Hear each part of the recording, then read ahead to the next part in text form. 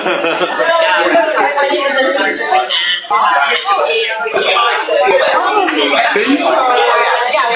welcome everyone to get started.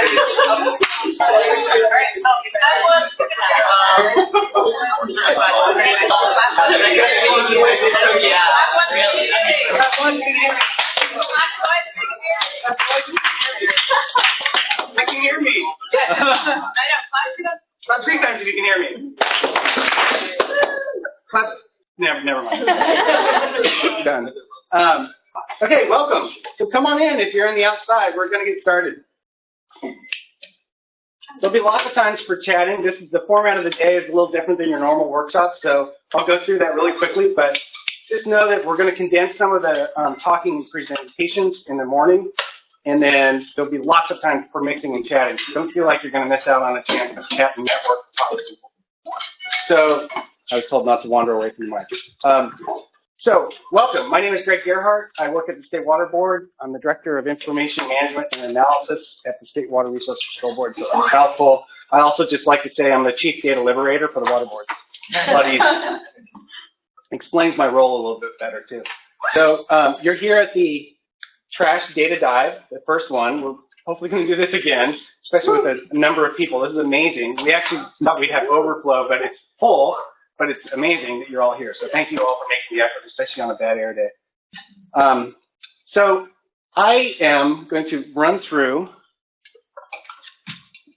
real quickly what the run of show is going to be today. So again, this is a bit of a different format, and I'll explain what you're hopefully going to try to get out of it in a minute. But I want you to understand the format first. So a couple of orientation things. The bathrooms are accessed through the atrium right up there. We have some team spaces available in the room here. We have a small conference room down to the left. After the atrium, turn left, there's a small conference room with some areas for teams to work and talk. And we may have a team space upstairs, too. So as we get later in the day, talk to me or Tony or anyone with a red star to find out where you may be able to go huddle with your team and talk about things. Other quick thing is escape fire exits are accessible. So Tony says meet at Costco because you'll live longer if you make it to Costco. Return plastic name tags. So these things we're recycling. This is a zero waste event. So return these, please, at the end of the day at the table. And then the run of show. So we're going to do this overview really quickly. I'm going to give you a framing presentation of what you're here, what the trash issues are, what the data sort of opportunities might be. But then we're going to go into a lightning round of data challenge ambassadors. So we have about 11 or 12 of us that are going to get up and quickly sort of frame some challenge questions based on our own perspectives. And there's a lot of different perspectives, and you'll hear them. After the lightning round, about 3 minutes each for the lightning presentations, we're going to have the challenge ambassadors stand at one of the posters. There's 5 posters and about 12 people, and they know where they're supposed to go. But we're trying to group them in topical areas. So if you have questions, you want to follow up, you want to interact with them, they're going to be at one of these posters. The one that's not in the room is tobacco is in the small conference room down in the hall and marine debris. 2 of them are down there. Thanks. So after that, we're going to, hopefully, your teams are going to start understanding what you're going to try to do, and you'll have some further questions, but you immediately will have a nucleus of 3 or 4 people doing different roles and what you might want to attack for the day. And then we're going to ask you to sort of check in and say, what's your project? What's your team? Just not, you're not bound to it by any means. It's not like that formal of a thing. But we just want to get a general idea of how many teams there are and what they're going to be working on. So later in the day, we're actually going to have a voting period. So the teams are going to give presentations, and they're going to be up for a People's Choice Award for anyone who sticks around and gets a vote. And the awards are pretty cool, so you might want to stick around. So in between that is really the meat of the day. So this is why we're trying to optimize the time. The last time we did this, it was a 2-day hackathon, or the last time I did it, it was a 2-day hackathon, and we still had a lot of things done at the end of 2 days. So we're really trying to maximize the time spent on considering the challenge questions, working on the data issues, maybe even thinking about how to turn it into information and communicate whatever you've learned or what you think is useful to explore further. So that's the middle of the day, including a working lunch. Lunch will be provided on the white table out in the atrium. Beverages are on the left, right on the wall behind here. And so working lunch, you'll basically just get up and get some lunch at some point. It'll be there for a period of an hour or so. So again, so that's the 10:25 to 3:45, big chunk of time. And I already talked about the next steps in the end. So what the heck did I get myself into? I've had this question asked so many times. Who has ever been to a hackathon style event before? Come on. No. That's great. So what we're doing here is we're trying to mix people who have different skills and interests and see what we can get in a period of time. And so the trash experts, the data scientists, the coders, and then some challenge questions that would help frame this. I really have to thank, by the way, Nikki. Where's Nikki? Over there. Yeah, so Nikki is wearing the Octopus shirt. Nikki did an amazing amount of work to get prepared for this. What we have learned with the little experience we have on this topic is the more preparation, the better chance you have of getting some successful outcomes during the day. So based on all that sort of formula, trash, data, coders equals fun and surprises, the other way I describe this is kind of like the new stakeholder projects. When I started in the 90s, stakeholder meant, bring sticker dots and listen to people and make sure that you're getting everyone's voice heard and what have you. We still do that at the water boards, but we also are finding that there's other ways to engage with the community. And this is sort of led by the Obama administration and others who developed this whole approach of civic engagement and civic technology. So is there anyone here that's a member of a Code for America brigade of any kind or familiar with it? Okay, so Code for America was one of the standouts of some of that work. And there's brigades all over. There's an Oakland brigade, a San Francisco brigade, San Jose, Sacramento has brigades. And they basically volunteer their time. These coders show up and ask municipal and local and state governments, what are your problems? What can we help you on? And they make things like apps that help get dogs and cats better homes. Apps that sort of solve some of these sort of logistics problems that coders and data scientists can actually come in and help cities and governments do. And so it's this emerging partnership between government and community. So it's pretty exciting. We've done 3 water data challenges. We just finished the drinking water one. Now we're doing this trash one. The screenshot there is a product of the data one, of the drinking water one in Berkeley. And to me, it's one of the more interesting quick stories is the product. It was surprising because we didn't know how many people would know anything about drinking water. And some people had a lot of experience. Some people didn't have any. One of the teams was a team of geography students at UC Berkeley who really thought about it from a human perspective, and they approached the data. They didn't know as much about drinking water, but they knew how to get data out of Google search engine and other kinds of Google data products. So they basically said, I wonder what people are thinking, like if they're searching for the word arsenic, and maybe there's a blog post about it, and maybe there's a newspaper article about it, and then try to correlate that with actually any arsenic data on that same timestamp kind of location, geospatial timestamp. And what they came up with was this really interesting approach where they started to see that there was an overlap. And there's also gaps where maybe people didn't know about a water quality problem, but there's data showing there was. Or they were talking about a water quality problem, but there was no data supporting that there was a water quality problem. So it really it changed the way that at least I look at our regulatory work is how do the regular people on the outside of our bureaucratic silos, how do they see how we do our work? So that's just a quick example of one of the things that came out of the hackathon just a month ago. Ludovico was there. Was anyone else at the Berkeley? Hi, Ludovico. Anyone else at the Berkeley Data Hackathon? Okay. So trash, real quickly, trash is obviously a huge problem, societal. It's been around since people have been around. We've attempted certain ways to control trash. I'm going to go real briefly. This is not about the stormwater trash program in detail. There are experts in the room. Dale Wyer, can you raise your hand real quick? Sorry to out you, Dale. But Dale is one of the experts that can really help you. Gary Conley, where's your name? Gary Conley is another expert in the room that can help you. Annalisa Kihara and Matt Freeze, stormwater experts in the room. So there are people who can really help you with the details. Oh, Ted, sorry, raise your hand. Blue shirt. Seems like blue shirts are the stormwater experts. Okay. You got lucky, Annalisa. Okay, so I'm not going to go into that, but I want you to know that that's really kind of why my agency is here, and there is a little bit about that. But there's been attempts for controls, policies to address the trash problem, like bag bans, straw bans, single-use plastic bans of other types. And so what do those do? I don't know. Total maximum daily loads. Anyone know what that means besides the blue shirt? Okay. So good. Yeah, it's pretty good. So one of the first attempts to control trash in California was through that thing called the TMDL in the Los Angeles area. And that's a regulatory tool that sort of comes at the end of a long process of writing permits and trying to help cities and other people get on on top of their water quality problem when everything else has failed to do this thing that sort of allocates the whole load of the whole watershed, and then you say, here's your 5 pounds and here's your whatever. And so what they basically said is nobody gets anything. 0 pounds of trash is what's acceptable. And they define that as a control measure that is a capture device. And they said if you put this capture device in, we'll basically call it 0.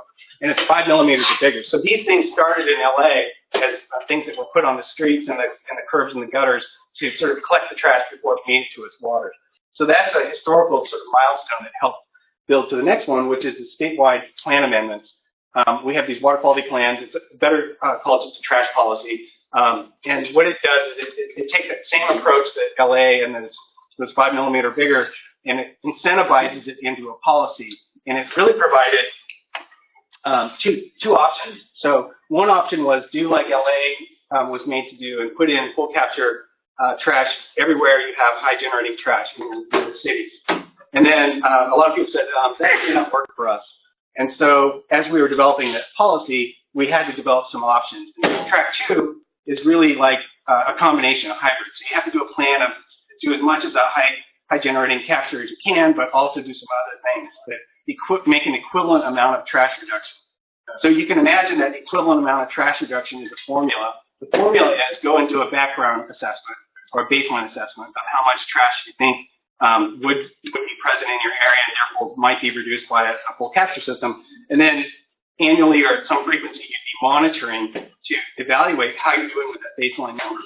So track number 2 really it was the genesis of why we're talking today in some ways, because we didn't really have a great way to do monitoring when this was conceived by myself and others, the brilliant regulators of write something that you don't know how to do yet. So then what happens is we started funding some of these projects to evaluate trash monitoring methods. Holly, Wyer, I'm sorry, you're drinking coffee right now, but Holly's right there. Holly's with the Ocean Protection Council. They sponsored a series of workshops and product style events that were all aimed at organizing the brain power around trash monitoring. What's the universe?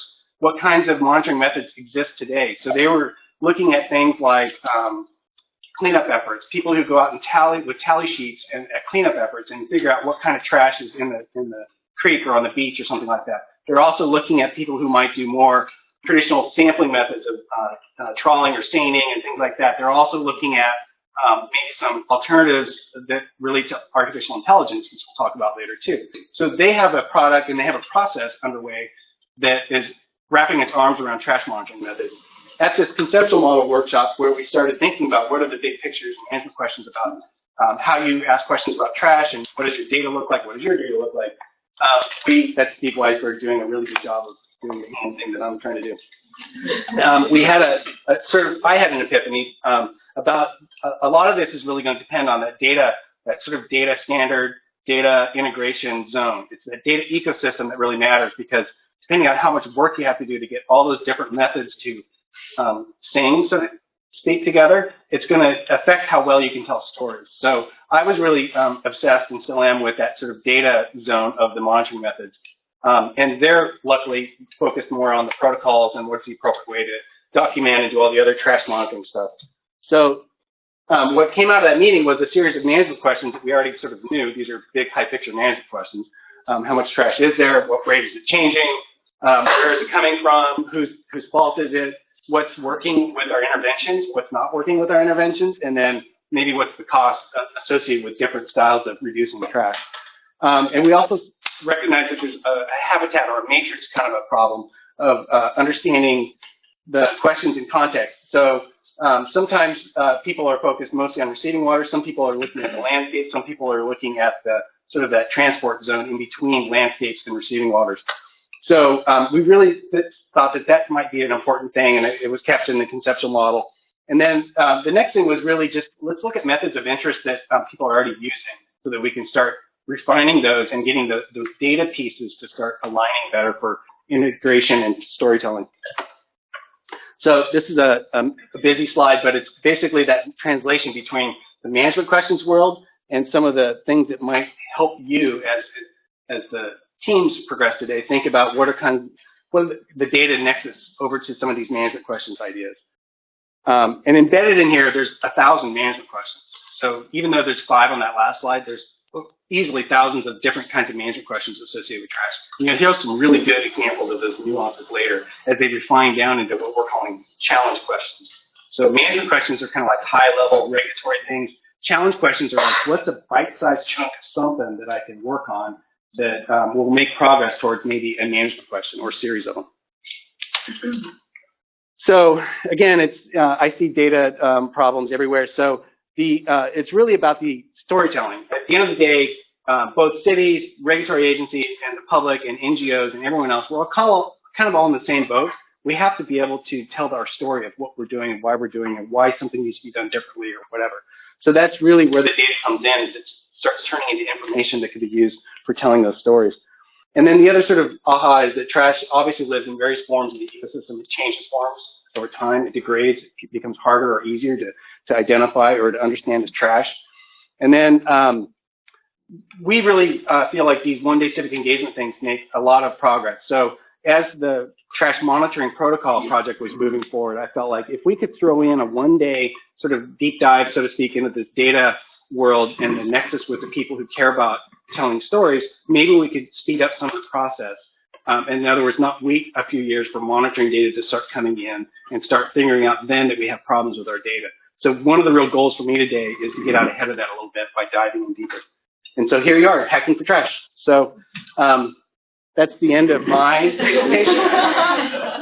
And I actually am one of the ambassadors, but you've kind of heard the water board's perspective. We want to know where's trash coming from on city landscapes and urbanized areas, so like CalTrans, places like that. We want to know what the effect on the receiving waters is. What are the beneficial uses that are impacted? How badly are they impacted? We want to know how to intervene and stop it and whether it's working. So, and there's other water board people here. So if you have further water board questions, we'll be standing by the regulation poster in a minute. But next up, we have Jeff Kirschner to give a lightning round.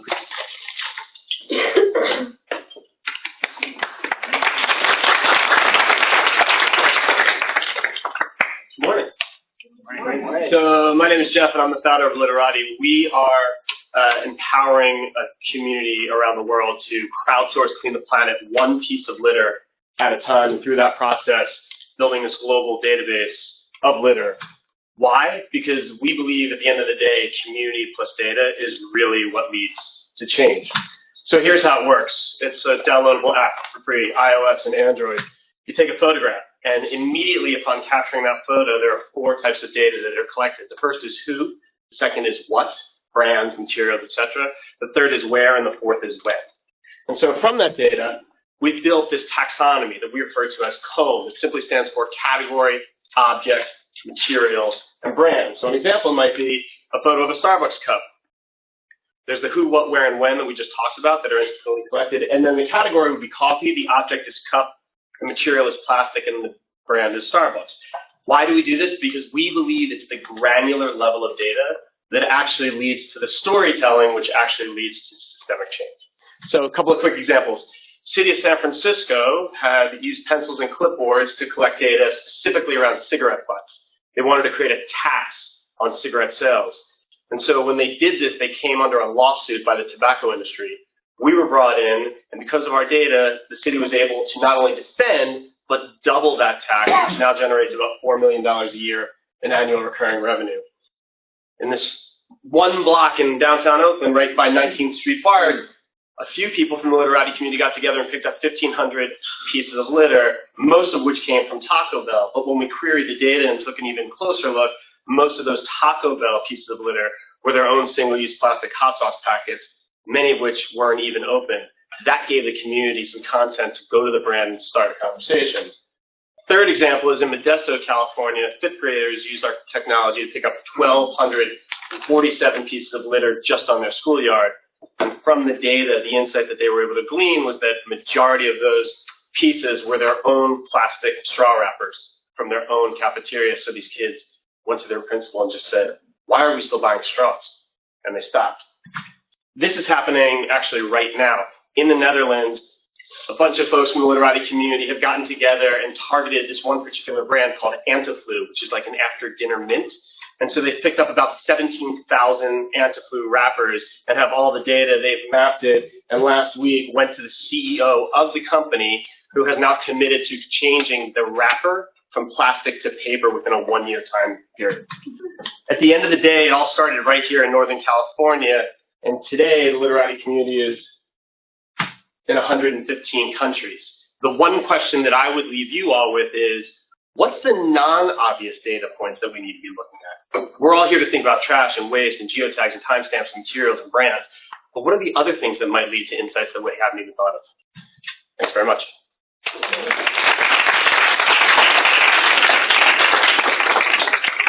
Next we have Walther from CalTrans. Okay. Hello everybody, Walther CalTrans, Sacramento office, and right now we're working quite a lot on our SFA region and statewide requirements.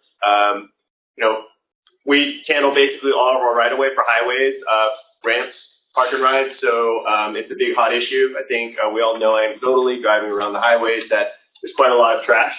So obviously some of the questions we want to answer, and we use our historical maintenance data to look at our trash levels. We've used a lot of geospatial mapping and try to identify hotspots, but that's just a starting point. We're also starting to look at socioeconomic data. So the dialogue and some of the work we'd like to do today is, what other data sets are we missing, right? So far it's been myself and a handful of consultants, but obviously crowdsourcing and opening it up to the community, really being truly open source about it. I can share and talk about the methodology we've used internally. Really using just open source tools, a lot of Python, a little bit of TensorFlow, as I'll talk about later on with machine learning and visual image recognition. So using those tools, developing a basic understanding of our baseline and where to go. We're also using combination, so allocating maintenance resources to do cleanup, but we're also doing a lot of programming for projects to do trash capture. So it's kind of a trash control mechanically and also with our maintenance forces. So those are the two ways we're going about trash. We're using, again, maintenance data, starting to look at socioeconomic. I think we could really use a lot of help around other factors that we're missing, people in this crowd that might be for public health, or if there's other, sources of data that we may be missing, that would be really helpful. I think also image recognition, we've done a bit of that. I can start that dialogue with you guys. I think if there's things you guys are interested in, I developed a basic model in Google TensorFlow, but also maybe other ways that you guys maybe have seen that could help us. I know that we're strictly prohibited from flying drones over the right-of-way, so we're trying to get creative. Are there other ways we could purchase imagery? I've used a lot of Google Earth, but, and obviously ArcGIS and Esri and all that kind of stuff, but are there other data sources that we're missing? And again, really trying to leverage the wisdom of the crowd. So with that, Walther, you again, CalTrans, and I'll be floating all around all day. Thanks. Walther, Jeff and Walther, I'm going to ask you to put gold stickers on your things just in case nobody remembers you. But you hand that to Jeff. Anyway, next we have Holly. Holly Wyer from Ocean Protection Council, state agency. So the state agency folks that are ambassadors are going to be over here by the regulatory thing, I think. Is that right? Or no, Holly's going to Marine Debris. Confusing. I'm Holly. I'm with the Ocean Protection Council, and we're a small cabinet-level state agency that works on developing ocean policy and coordinating between state agencies to better protect the ocean. I work in the Marine Pollution Program, and one of our, portfolios in that program is plastics. Our agency has been active on plastics since 2007, and our primary data and information needs surrounding plastics is to help us develop better policy. So one thing we're really interested in is in looking at whether the data we have can show that things like bag bans are actually working, or can show that the TMDLs are working. I think my management questions are sort of split between the regulatory and the marine debris posters. I think some of the regulatory poster questions are a little more specific, like, what level of credit could I get for this kind of policy? We're thinking a little bit bigger picture, more general than that, but it's the same idea. And I'd say aside from that, our other main data management needs are also falling under that category of how much trash is getting into our waterways, flowing to the ocean, and also how much is it costing the state in terms of money. I feel like that's a big motivator for changing policy once you have a better understanding of how much things cost. Thank you.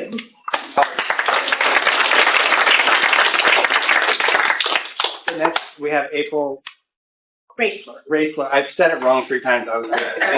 Roeseler from CDPH, Department of Public Health. There's a whole team. All the CDPH people, raise your hand. And are my slides loaded up there? Should be next. The next button. Oh, okay. So I'm with the California Department of Public Health Tobacco Control Program. Our job is obviously to prevent tobacco use and help people quit smoking, but we're interested in tobacco product waste. Tobacco use produces a variety of tobacco product waste. We have some goals for an initiative that we're trying to launch around tobacco product waste. We want to reduce the environmental impact of tobacco product waste. We want to hold tobacco companies responsible for the product that they're producing that not only kills people but pollutes the environment. Tobacco companies have tried to push this problem on the user, but we really feel it's the manufacturer's responsibility. We want to broaden partnerships with all of you in this room, and we think that this will prevent and reduce tobacco use. So we produce mass media campaigns. We have about $50 million a year to produce media campaigns since 2012. We've produced campaigns focused on cigarette butts going into the water, about the billions of trees that are used in the production and manufacturing of tobacco products. And we've also done some stuff around the tobacco company's role in tobacco product waste, and we do a lot of social media. So when we do focus groups around this environmental issue, people get mad about the tobacco industry. This is new information to them that cigarette butts are plastic, that billions of trees are being cut down to produce and manufacture and cure tobacco products. Smokers get mad against the tobacco industry, and all of a sudden they're not concerned about their own health, but when they realize the generational change and the environmental impact, you can see in these comments that they're motivated to quit smoking. So why do we care about that? Smokers who have strong anti-industry attitudes are much more likely to make a quit attempt. We run a lot of social media campaigns. The ones on environmental social media posts generate probably more comments than any of the others. People recognize that this is not just litter, it's toxic litter. And they're also seeing that, we have a whole new generation of electronic smoking devices, and we have a whole new kind of tobacco product litter. So we collect some data, and Tambu back there provided our data sets, but we're collecting data around people's attitudes, but we have that to share with you. We're interested in using this data to create media campaigns, but also to generate policy campaigns. We fund local health departments and community-based organizations to enact policy. So the Litterati people talked about the San Francisco policy. Because of changes in state law, we can no longer do this mitigation policy, but we have other ideas. So one of the things we want to do is figure out how much tobacco product waste is in storm drain collection systems, and then use that data to go hold the tobacco manufacturers and vape manufacturers responsible. We're also interested in policies that would prohibit the sale of cigarettes with a filter on them, that would prohibit the sale of tobacco products in local jurisdictions unless they can make biodegradable products, and also looking at increasing litter fees. So we want to fund some regional campaigns, and we also have cities and counties and tribes who are interested in these policies, but we need the data to convince policymakers. And then these are the kinds of challenge questions we have. What sources of data are available to track tobacco product waste? Where are the hot spots? And then we need to change people's minds. For 3 years in a row, Governor Brown vetoed smoke-free parks and beaches legislation. And the park rangers don't like that policy. people who we think are our allies to care about this issue. Thanks.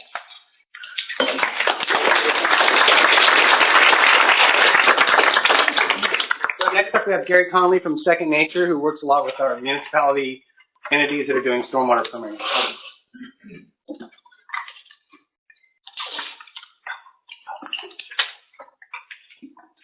Hi, folks. Great to be here in diving. Thanks very much to Nicole and Greg for organizing this. I'm with Second Nature. We work with cities primarily to help them identify their water quality impacts and quantify the benefits from the actions they're taking to mitigate those impacts. One of the biggest challenges that we have is to collect and use data in the most effective way to address management questions. So do it in a way that helps us rigorously test the underlying hypotheses. Lately, we've been thinking a lot about trash. We worked with 30 cities on the Central Coast that we're helping comply with their trash regulations.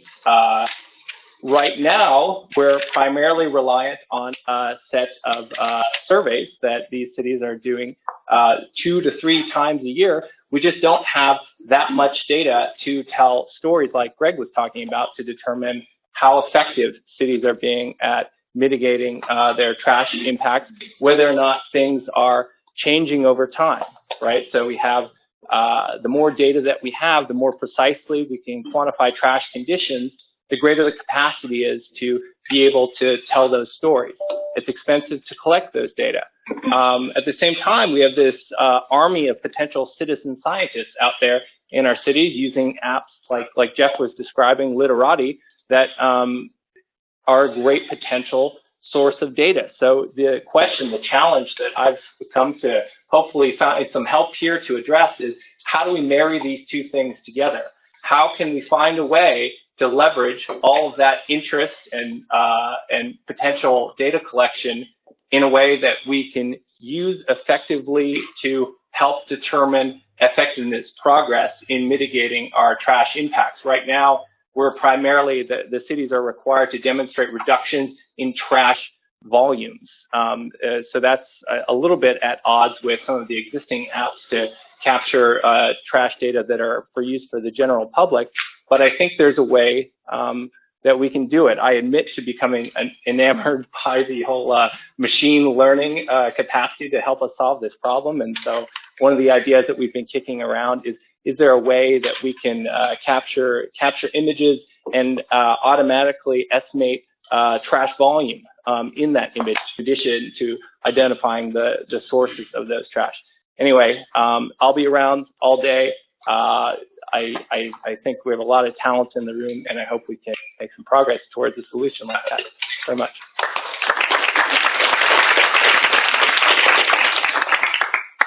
So next up, we have Lisa Moretti from the City of Sacramento.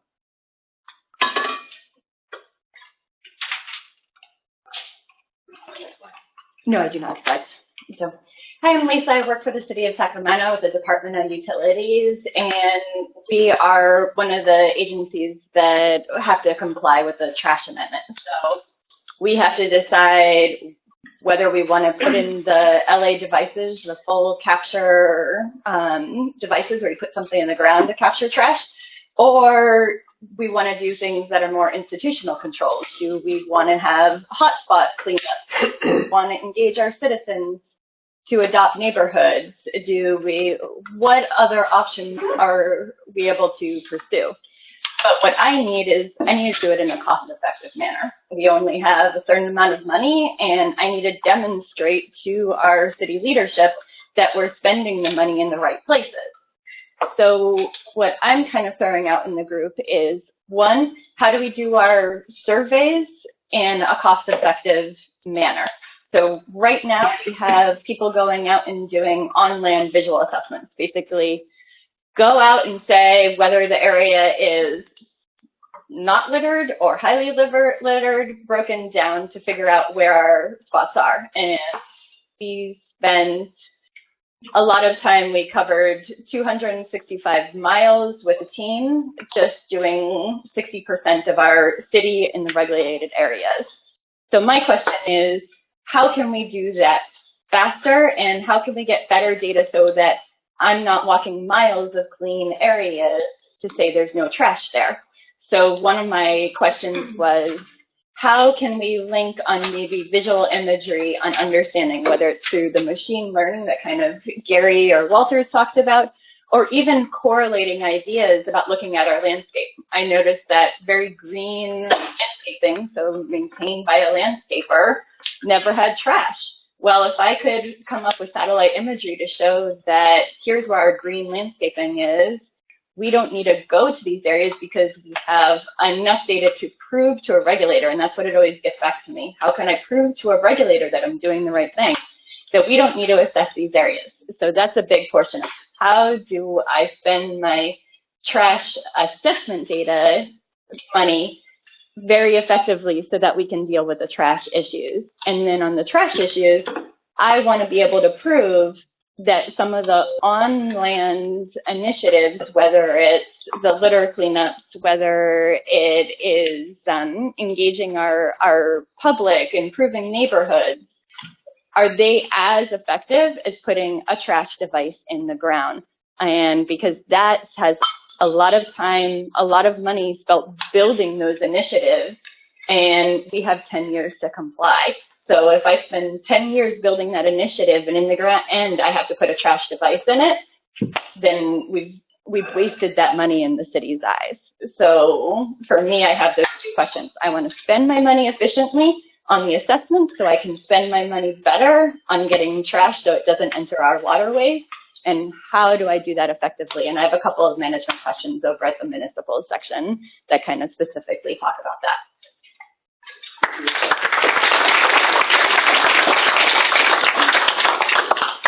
Next up, we have Shelly Walther from Sanitation Districts of LA County.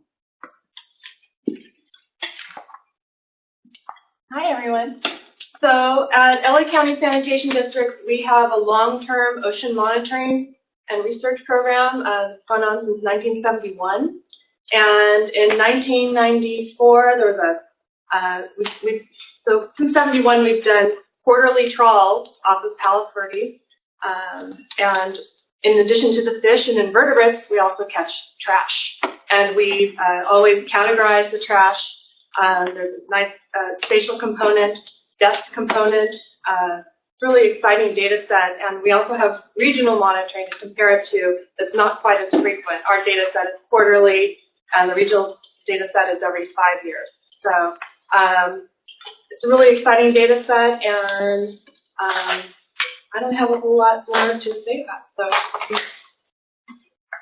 So just to make it clear, they represent a wastewater treatment plant, city or municipal Yeah. government perspective, which is slightly different from the stormwater one that I claimed. Yeah, so we serve 78 cities and unincorporated areas and over 5.5 million people for solid waste and wastewater. So as part of our wastewater discharge permit, we do this ocean monitoring and research. And so the trawls are part of that. What kind of data did you capture about trash from those trawls? So we worked that up as part of our report, and we have seen a component that's related to fishing pressure. But the big question is, where is this trash coming from? Is it terrestrial based or is it marine based? And it's just fascinating when you're looking at it, just to try to see. You try to guess. Well, we had clothing to a lot of food wrappers to food itself, like a big ham one time in its bag, like a ham. So it's just always fascinating try to determine where it is. And you look at the fishing pressure, you think about the outfall. It's an artificial reef. Is there more trash associated with that just because of the fishes that are around there? Actually, we've seen more trash near the MPA, and we have seen it decrease over time, but we're also looking at loadings in Santa Monica. Thank you, Shelly. For the audience, are there any other questions or projects that the audience could possibly help out with? Just like to use So the sources and loadings is a big one for Santa Monica Bay. There's so many things. There's the seasonality and the proximity to structures and rivers. Thank you, Shelly. We have our host, Tony Hale from San Francisco Estuary Institute. Thank you.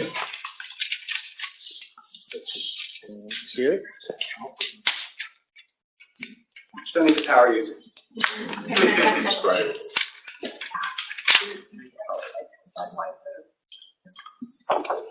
Okay, great. So thank you, and I guess welcome. It's great to see all of you here. I think this is among the fullest times I've seen this room packed like this. So this is great to see. San Francisco Estuary Institute is a science and technology institute, and we're working on a project that Greg had alluded to earlier, where we are testing different methods for monitoring trash. And so Shelly Moore, whom you'll be hearing from shortly, you've heard already from Wyer, our funder.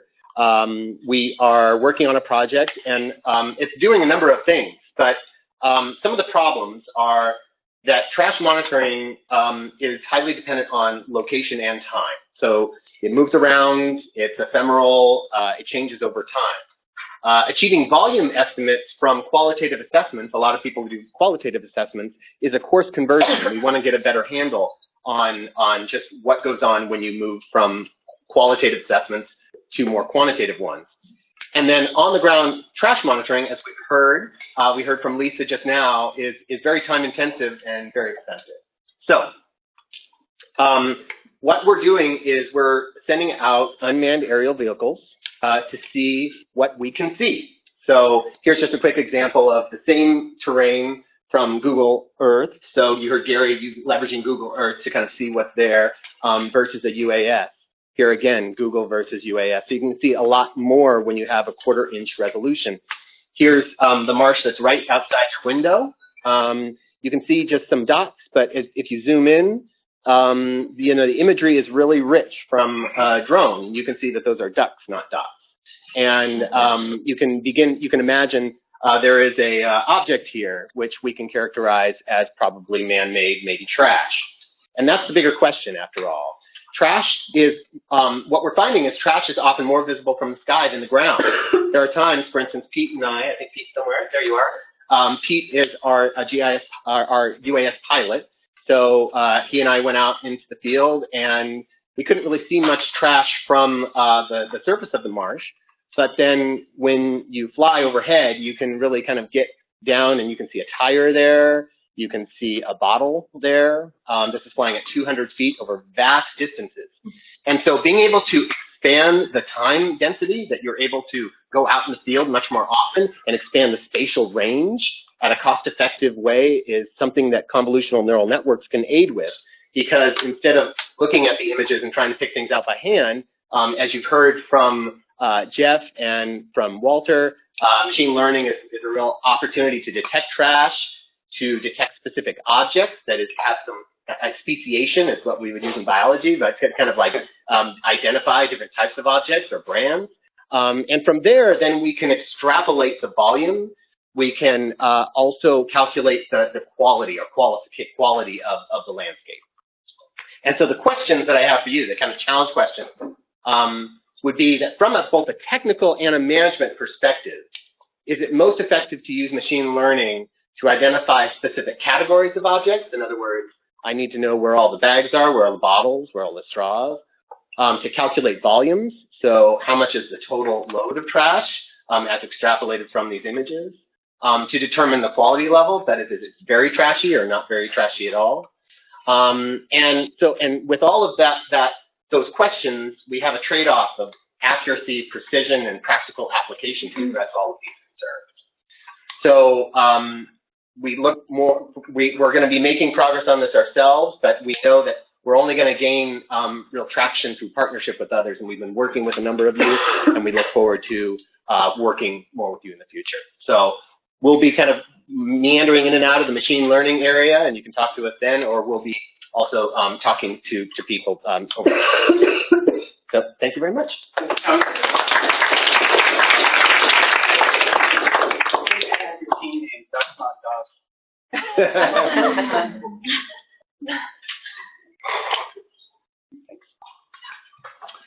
Next is Shelly Moore.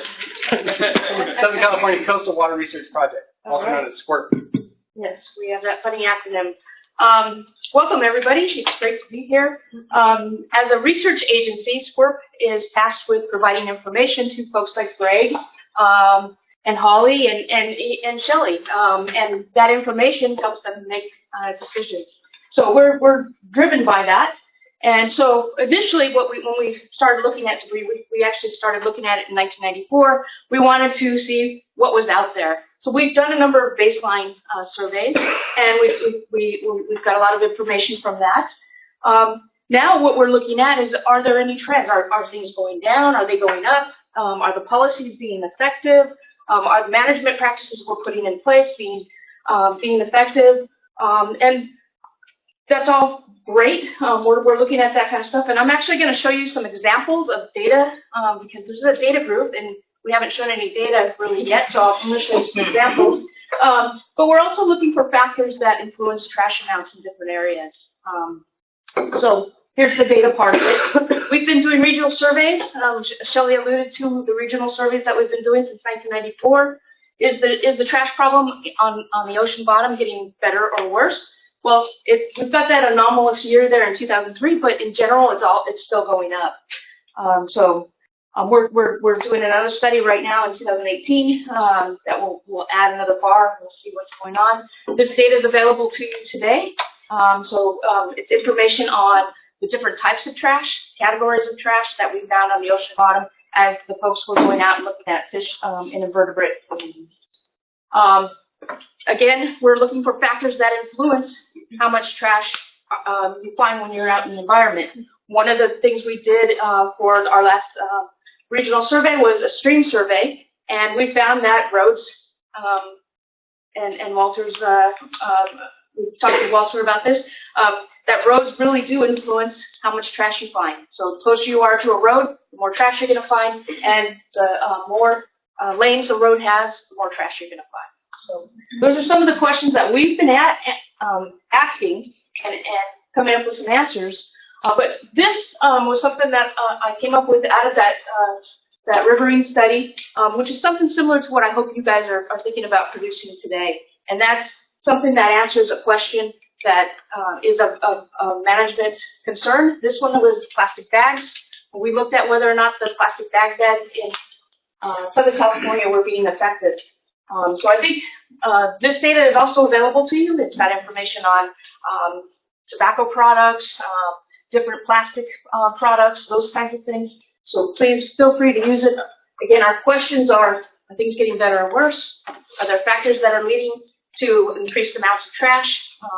Whether that be, I know Tony and I have talked about different factors within river systems that might contribute to where trash is collecting. So we're very interested in that. And that's it. Please feel free to come talk to me at some point today. I'd love to chat with you additionally with what you guys are doing. Thank you. Thank you, Shelly. So next up we have Carolynn Box from 5 Gyres. Hi. I think I have a, yeah. All right, hey everyone, I'm Carolynn. I am the science program instructor at 5 Gyres. We are a nonprofit organization.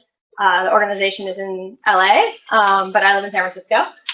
But our mission is really to keep plastic pollution from out of the ocean, and we are based on a series of early expeditions that really looks at microplastics in the ocean. But as the movement in general of the plastic pollution movement is growing and expanding, we're moving offshore. So obviously it's great to be here to talk with all of the trash sort of experts or movement leaders. And so as we're really looking towards why is there plastic in the ocean, we really need to look upstream to understand what those trends are, where are the sources, and how much of it is where, and where are the hot spots. So we are based, our data that we collect is citizen science driven for the most part. And like I said, we did early expeditions where we collected data looking at just what's on the surface of the ocean. But we are now moving on land. So we do beach surveys, and we're moving into a new program next year called Trash Blitz, which some people in the room are involved in. So we'll be working with Litterati and others to try to gather a large data set starting in LA County to really target what type of plastic trash is out there, where is it, and what can we do about it. So our mission is really to take this data and turn it into action. So we do a lot of work around policy and providing evidence for our community and other NGOs to support or use as evidence in a policy setting. So another program that we work on is called, it's a report that we've generated. We're generating another report coming out at the end of this year, and WIN is super important in these reports that we've been generating. So it's called Better Alternatives Now, and basically it's using these big data sets. Some of them are probably missing a lot of the data in this room, but it's looking at the traditional, like what is out there, and ranking it in different ways. So we want to know what are the top contributors, and then how bad is that for the environment? And then also we're really moving into what brands are specifically the top items that are contributing to the problem. Let me just make sure I hit everything. I wanted to make sure that I told you that we are working with San Francisco, or SFEI, on a project looking at microplastics in San Francisco Bay, and it's designed really with having an impact on local policy as well. So this is a big project. I can tell you more about it. And I'm really excited to get to know a lot of you. And I guess I'll leave you with my questions, which are, how can we understand trends, so it's the types of trash and the brands on different geographic scales? Because sometimes we really need to be really specific in a small community to support a local, policy effort. But sometimes a lot of these big reports really focus large scale, and that's not as, that might be great to show there is a problem, but a lot of times in order to get policy to move, you need to be very specific. So that's one of the goals of this LA project, is really to help communities have evidence for their very specific policy efforts. The last question would be, there's a lot of data being talked about today that I didn't know about, so we need to make sure that hopefully there's a way that we can generate a space where a lot of this data lives and we can all share it better. And along those same lines, a lot of this data is collected all in different ways. How can we have that all sing, I think you said. So how can we have our data sing better together? So thanks. Maybe with that study in LA, we'll learn more about the migratory practices of ham in California. The last speaker is Shelly from NOAA, National Oceanic. Yes, National Oceanic and Atmospheric Administration. Good morning. It's great to see so many familiar faces in the room. So I'm with the NOAA Marine Debris Program. We are authorized by the Saber Seas Act, which was actually just signed by President Trump last month. And so we kind of focus our work under 5 main program pillars, which are prevention, research, removal, emergency response, and regional coordination. And so we are non-regulatory, so we don't have specific regulatory questions, but really want to kind of really effectively direct our resources where, in the most effective way. So I think the data can really inform that.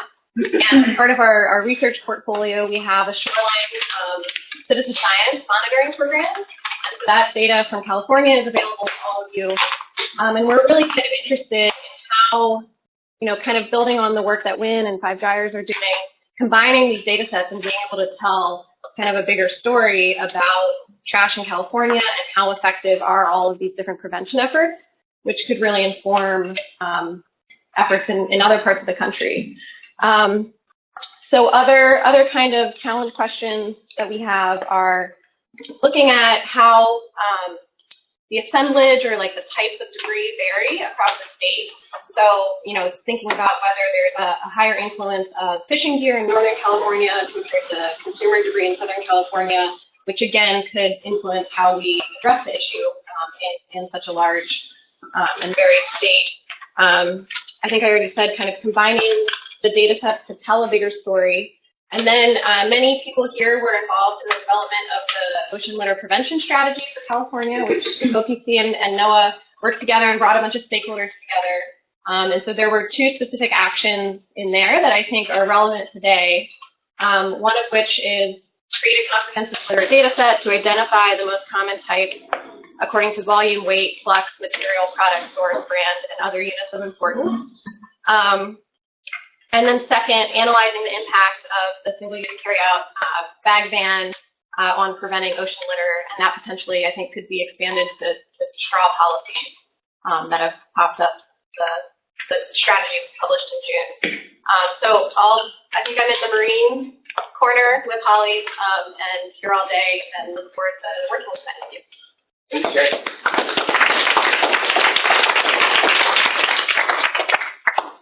Okay, that's our last lightning presentation. A couple of real quick things to wrap up this section. First of all, thank you all the lightning ambassador speakers. Very, very well done on your timing and your concise messaging, and I hope if you have further questions, you'll find them in dialogue. But that's the first time we did it, and it worked really well, so thank you.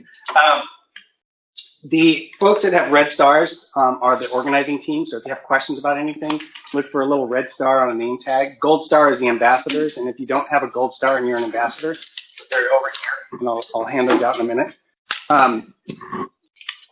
Sorry, leaned into the microphone. Andrew, could you come in, please? So one of my former Sea Grant fellows, last year's Sea Grant fellow, Nikki is this year's Sea Grant fellow. Sea Grant fellows are awesome, in case you didn't know that already.